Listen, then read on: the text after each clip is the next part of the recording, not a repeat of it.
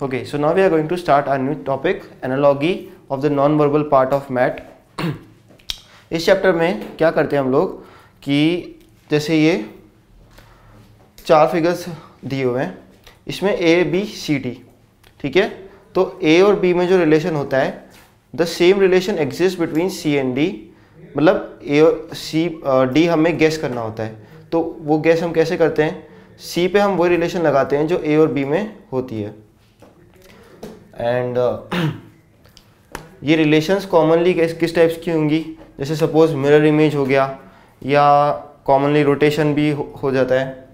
Then से figures का, geometric figures का इंक्रीमेंट भी काफ़ी बार आता है। तो इस टाइप से, मतलब ये एकदम रफ नहीं है, लेकिन फिर भी इन पे ज़्यादातर क्वेश्चंस आते हैं। चलो ये वाला क्वेश्चन देखते हैं। तो पहला क्वेश्चन ये, तो सबसे पहले डी निकालना है, तो सबसे पहले ए और बी में क्या एग्जिस्ट कर रहा है वो देखना पड़ेगा। तो ए और बी में जो पहली जो सेंट्रल हॉरिजॉन्टल लाइन है, this moves 135 degree clockwise, 135 degree anti clockwise. तो ये घूम के 135 डिग्री ऐसे हो जाएगी, and the arrow will come above, और फिर एरो के डायरेक्शन भी चेंज हो जाता है। जैसे ये 135 डिग्री ऊपर घूमता तो ऐसा था, एंड घूम के ऐसा हो जाता, और ये एरो इधर आ जाता, तो एरो का डायरेक्शन चेंज हो गया। तो इसी तरह से इसमें भी हमें यही करना है, इसको 135 डिग्री एंटी क्लॉकवाइज घुमाओ, तो ये ऐसा हो जाएगा, एरो नीचे ऐसा हो जाएगा, एंड एरो नीचे, बट एरो की डायरेक्शन चेंज, और एरो का ये भी चेंज हो जाएगा। जैसे इसमें इस तरफ का था पॉइंटेड, इसमें इनवर्स पॉइंटिंग हो जाएगा। तो ये हो गया। अब कौन सा ऑप्शन सही है इसमें से, ये हो सकता है, ये हो सकता है, एंड ये नहीं हो सकता, ठीक है। एक सेकंड, सॉरी, ये डायरेक्शन इधर हो जाएगा, तो सिर्फ ये वाला ही करेक्ट है, तो इसलिए ई इज द करेक्ट आंसर, ठीक है। अब नेक्स्ट क्वेश्चन पे आते हैं। इसमें स्क्वायर के अंदर रेक्टेंगल है, ट्रायंगल है, सॉरी, ठीक है। अब बी में क्या हुआ, ट्रायंगल के अंदर स्क्वायर आ गया, and square is now coloured black. Similarly हमें इसमें करना है कि इस ट्रायंगल को बाहर लाना है, and the square will be coloured black. तो ये बाहर आ जाएगा, and square will be coloured black, तो E is the correct. Next वाले पे आते हैं। इसमें क्या हुआ, दिस इज पेंटागन। अब पेंटागन को स्क्वायर के अंदर एम्बेड कर दिया बेसिकली, तो यानी n इज इक्वल टू 5 था, तो n इज इक्वल टू 4 के अंदर 5 कर दिया है, यानी एक साइड कम वाले फिगर के अंदर उसको डाल दिया है। तो जैसे इसमें ये n इज इक्वल टू 4 है, 4 साइड वाला स्क्वायर, इसको मुझे एक कम यानी ट्रायंगल में 3 साइड वाला में एम्बेड करना होगा। तो ट्रायंगल के अंदर स्क्वायर कहाँ पर है, इसमें, तो this is the correct. And orientation इसकी चेंज करनी है, बिकॉज ये रोटेट होके ऐसा हुआ है, तो ये रोटेट होके सीधा हो जाएगा, अदरवाइज ये करेक्ट ऑप्शन होता है यदि ये ऐसा का ऐसा जाता तो, ठीक है। तो इस बात का ध्यान रखना है कि ओरिएंटेशन भी चेंज हुआ है। अब इसमें आते हैं। इसमें क्या हुआ है, ध्यान से देखोगे तो only the change awkward is a से बी में जाने पर आउटर वाले ज्योमेट्रिक फिगर की एज एक हटा दी है। सेम इसमें करना है, दोनों ज्योमेट्रिक फिगर सेम है, बट एक थोड़ा सा बड़ा है। बाहर वाले फिगर की एक एज डाउनवर्ड्स वाली हटा दी, तो इसमें दोनों हटा दिए हैं, इसमें कुछ नहीं हटाया, इसमें अंदर वाले की हटा दी है, इसमें करेक्टली किया है, तो D is the correct answer. ठीक है, आप कुछ और प्रॉब्लम्स देखते हैं। इसमें देखो, सर्कल के अंदर ट्रायंगल था, एंड इसके बी वाले पार्ट में बड़े ट्रायंगल के अंदर एक और छोटा ट्रायंगल है। तो इसका मतलब हम क्या इंटरप्रेट कर सकते हैं कि जो बाहर वाला फिगर है उसका कुछ मतलब नहीं है बी में, ओनली द अंदर वाला फिगर को मैग्नीफाई करके बाहर वाले उसी की कॉपी के अंदर हम लगा रहे हैं। तो सी में क्या है, स्क्वायर के अंदर एक पेंटागन है, तो स्क्वायर को हटाया, पेंटागन को बड़ा किया, दूसरा पेंटागन छोटा वाला उसके अंदर फिट किया, तो E is the correct answer. अब इस वाले पे आओ। तो जैसे मैंने कहा था ना कि ज्योमेट्रिक फिगर्स का काफ़ी रोल रहता है, तो उस तरह से अब ये वाले में देखो रोटेशन का यूज़ आएगा। कैसे कि इसमें सिंपली क्या किया है, ये जो एरो था 90 डिग्री एंटी क्लॉकवाइज घुमा दिया, तो मतलब रिलेशन क्या है कि 90 डिग्री हमें बस एंटी क्लॉकवाइज वे में घुमाना है। तो बस सेम इसमें क्या करेंगे, इसको घुमा के ऐसा कर दिया तो ये इधर आ जाएगा एंड ये जो है वो पोर्शन ऐसा कुछ हो जाएगा। खास बात इसमें ध्यान रखने की, स्लांटिंग का क्या होगा, जब स्लांटिंग ऐसी आएगी तो ये वाला पोर्शन ऊपर होगा, तो ये कुछ ऐसा बनना चाहिए, तो करेक्ट आंसर ये हो जाएगा। इस स्लांटिंग का खास ध्यान रखना पड़ेगा, अदरवाइज गलत हो सकता है। ठीक है, अब नेक्स्ट क्वेश्चन पे आते हैं। इसमें थोड़ा सा ऐसे मान लो इसे, इसमें क्या हुआ है, स्क्वायर था, उसके अंदर उसका हाफ डायगोनल बेसिकली कलर कर दिया ब्लैक से ये रिलेशन है। तो अब सी में ये था, अब इसमें भी बेसिकली इसको हाफ ब्लैक कर देंगे, लेकिन ये देखो इस ऑप्शन को छोड़ के इन सभी में हाफ ब्लैक किया हुआ है, तो कौन सा मानेंगे, तो ऑप्शन टू ऑप्शन जाएंगे, तो मोस्ट अप्रोप्रिएट ये देखो ये वाला लगेगा तुम्हें। क्यों, बिकॉज ये उसी सेंस में लगभग है, ये वही क्वार्टर कवर कर रहा है। ये जैसे ये हाफ में करने को रिसेंबल करता है, ये इस टाइप से होता, ये वाला यदि ये वाला हाफ यदि ऐसा होता तभी हम ये मानते।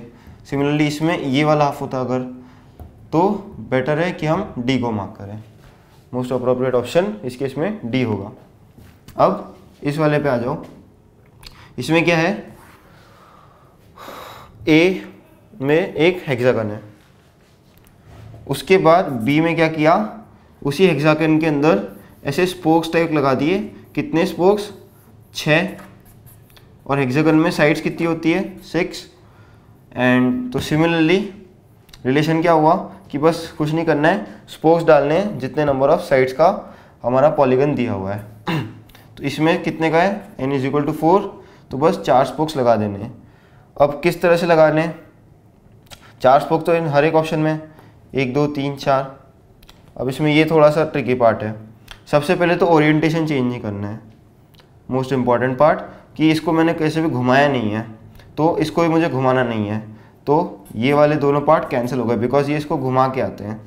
ठीक है, सिमिलर बिकॉज इसमें मैंने 90 डिग्री घुमाया नहीं, और इसमें यदि मैं 90 डिग्री घुमाऊंगा, सॉरी 45 डिग्री घुमाऊंगा तब ये चीज़ बनती है, तो ये दोनों गलत ऑप्शन है।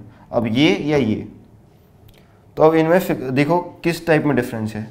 इसमें जो स्पोक्स का है ये एच की तरफ पॉइंट कर रहे हैं और ये वर्टेक्स की तरफ पॉइंट कर रहे हैं। तो अब मेन फिगर में चेक करो कि इसमें स्पोक्स जो हैं वो एच की तरफ पॉइंट कर रहे हैं, तो इसलिए the correct answer would be B. तो इस तरह से देखना है। ओके, तो हमारा लास्ट सेट ऑफ क्वेश्चंस पे आते हैं। इसमें क्या है, ये भी सेम रोटेशन बेस्ड प्रॉब्लम है। कैसे देखो, इसमें आपने क्या किया है, 135 डिग्री क्लॉकवाइज घुमा के इसको ऐसे लिया है।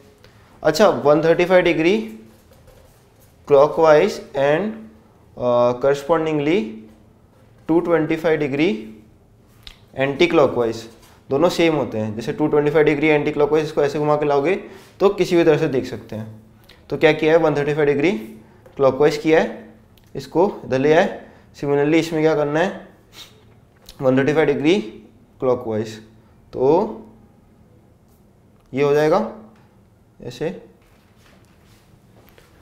अब नेक्स्ट क्वेश्चन पे आते हैं। इसमें देखो क्या किया है, एक ट्रायंगल था एंड कुछ एजेस थी, उसमें कुछ नहीं किया है, बस एक एज और डाल दी टू फॉर्म बी। ये अब वही रिलेशन हमें सी पे लगानी है। तो सी में क्या हुआ, अब हम एज कहाँ पे और कैसे डालेंगे, तो जो एज मिड पॉइंट को टच कर रही थी इनिशियल वाले में, मतलब mid point of 2 other edges form कर रही थी, उसे हमें बनाना है। तो ये सेम है, इसे बना दिया।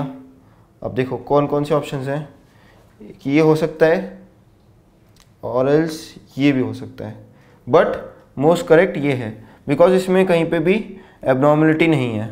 ये थोड़ा सा ऐसे है, दिक्कत नहीं वो बट ऐसा नहीं कि ये फिगर कुछ ऐसा नहीं था कि ये ऐसा या था या ऐसा नहीं था, ये प्योर परफेक्ट मैचिंग पे आया था, तो इसलिए इधर भी हम परफेक्ट मैचिंग बना के डी इज़ द आंसर। अब नेक्स्ट वाले क्वेश्चन पे आते हैं। इसमें क्या किया है, एक सर्कल था and this is one of its diameter. उसमें क्या किया उसने कि स्प्लिट कर दिया, दिख रहा है 2 सेमी सर्कल्स में। और स्प्लिट कैसे किया है, ये जो लाइन है this is the same as this line. तो हमें ये बात ध्यान रखनी कि जो स्प्लिटेड पार्ट्स को कनेक्ट कर रहा है वो इनिशियल ए में भी है, ठीक है, ये वाली पार्ट जो है। और जो स्प्लिट पार्ट्स हैं उनका कॉन्वेक्स रेडियस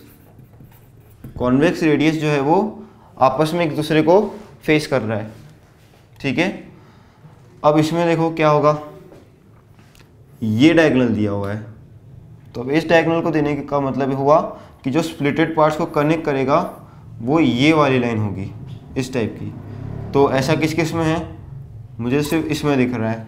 ये तो पहला वाला फिगर बना दिया तो बकवास है, ये इसका कोई मतलब नहीं, हमें ऐसी लाइन चाहिए, तो ये करेक्ट चीज़ है, ठीक है। वो कॉन्वेक्स रेडियस वाला पार्ट इसमें नहीं भी फॉलो कर रहा है, बट यदि कोई और ऑप्शन होता जिसमें वो वाला पार्ट फॉलो कर रहा होता then we would prefer that option, otherwise because ये अब बेस्ट अप्रोप्रिएट है, दूसरों में तो मैं ये भी नहीं मिलेगा, ठीक है। तो ए इज़ द करेक्ट। अब इसमें क्या हुआ है,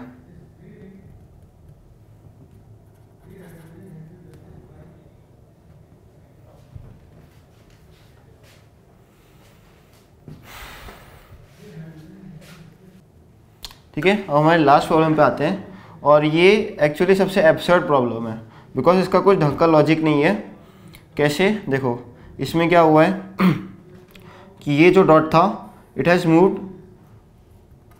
एक कॉर्नर से, जैसे ये स्क्वायर है तो इस कॉर्नर से ये इस कॉर्नर पे आ गया है, ठीक है। तो इसका मतलब है कि ब्लैक जो है वो corner to corner, black dot जो है वो कॉर्नर टू कॉर्नर चलेगा, मतलब इस तरह से मूव करेगा, इधर इधर इधर। पहली बात तो ये एंड एंटी क्लॉकवाइज वे में। दूसरा, ये एरो थोड़ा सा पीछे हो गया है, अब इसका सी पे यूज़ देखते हैं। तो सी में क्या हुआ है, ये वाले एरो को, ये वाले डॉट को सबसे पहले इधर आएगा इसके अकॉर्डिंगली, तो इधर, तो इन्हें इधर आना चाहिए ब्लैक डॉट, तो इनमें से किसी में नहीं है, सिर्फ सी में है वो चीज़, ठीक है। ई में है लेकिन वो इस तरफ जा रहा है, ठीक है। तो C would be the correct answer.